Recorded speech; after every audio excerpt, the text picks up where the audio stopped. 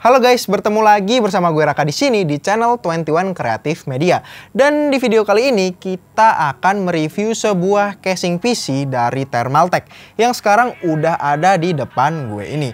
Dan ini adalah Thermaltake V150 Tempered Glass. So, jadi langsung aja. Thermaltake V150 Tempered Glass ini merupakan seri baru dari casing PC Thermaltake, khususnya pada lini V-Series-nya. Dan untuk V150 ini merupakan casing yang lebih budget friendly dibandingkan dengan casing Thermaltake V-Series lainnya. Dan khususnya untuk PC ini tentunya ditujukan untuk kalian yang mungkin baru pertama kali atau mungkin baru memulai mau merakit PC dan mencari casing yang memiliki tampilan yang basic dan tentunya nggak lebay untuk rakitan PC pertama kalian.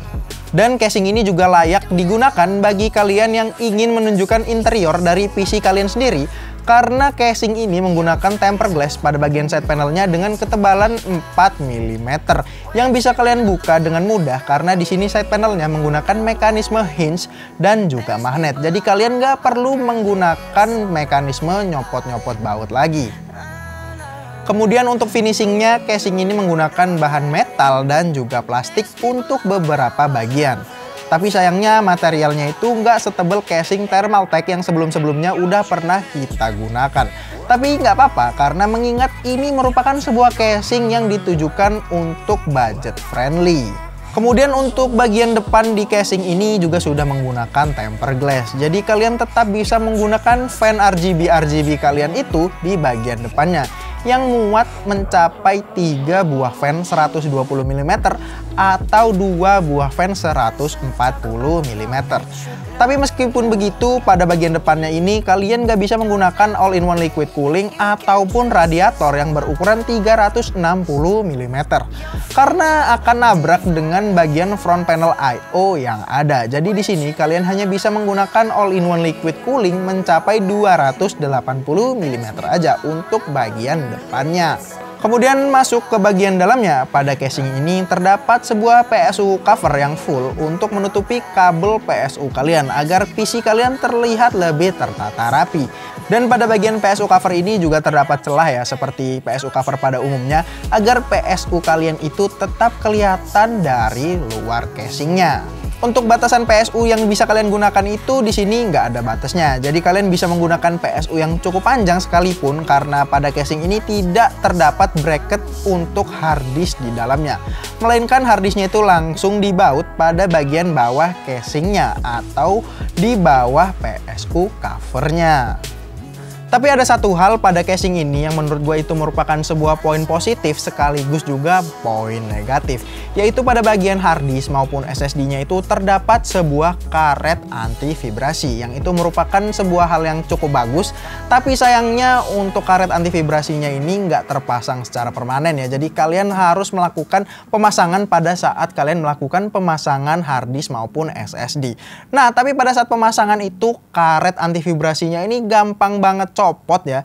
Jadi itu kayaknya menurut gua ngeselin pada saat kalian memasang harddisk maupun SSD. Jadi menurut gua akan lebih baik lagi kalau karet anti vibrasinya itu udah terpasang secara permanen di dalam casing ini. Jadi kita nggak perlu masang-masang lagi.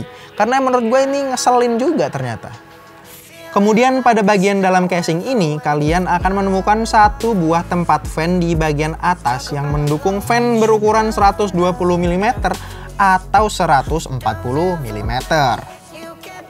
Tapi sayangnya untuk bagian atasnya ini nggak bisa kalian pasangin radiator ataupun all-in-one liquid cooling.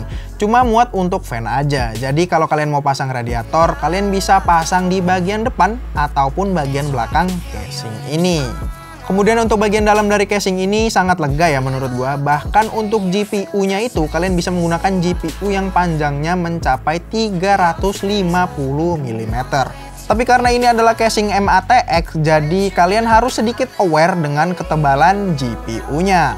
Karena di sini masalah yang gue temukan pada saat menggunakan casing Thermaltake V150 Tempered Glass ini adalah pada saat kalian menggunakan GPU GPU yang cukup tebal. Contohnya adalah RTX 3080 Gaming OC dari Gigabyte.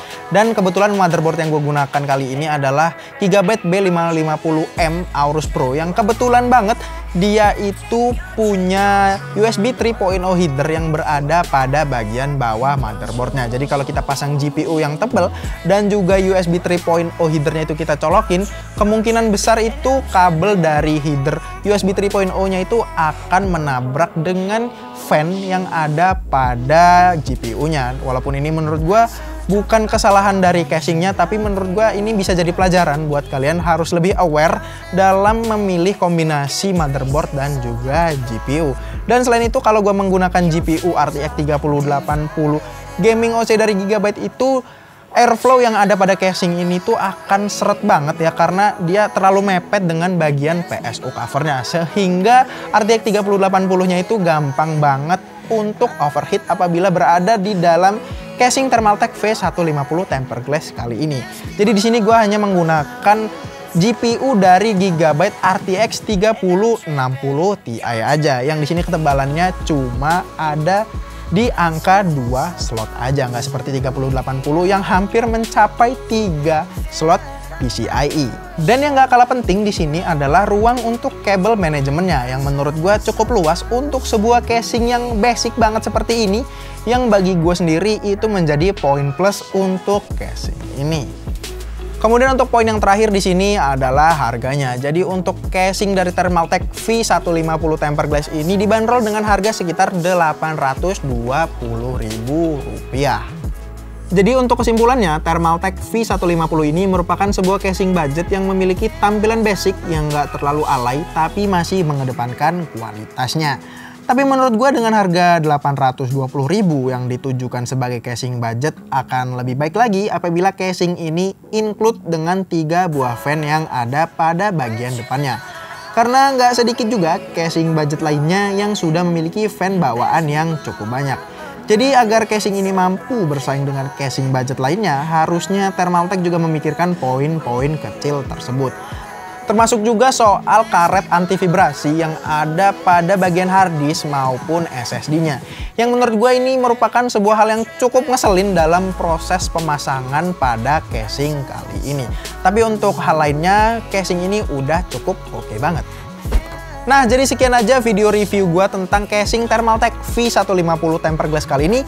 Thanks banget buat Thermaltake Indonesia yang udah ngirimin kita casing yang cukup menarik kali ini.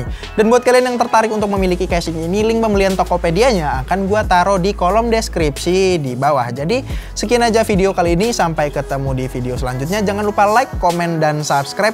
Dan gue Raka pamit undur diri, signing out.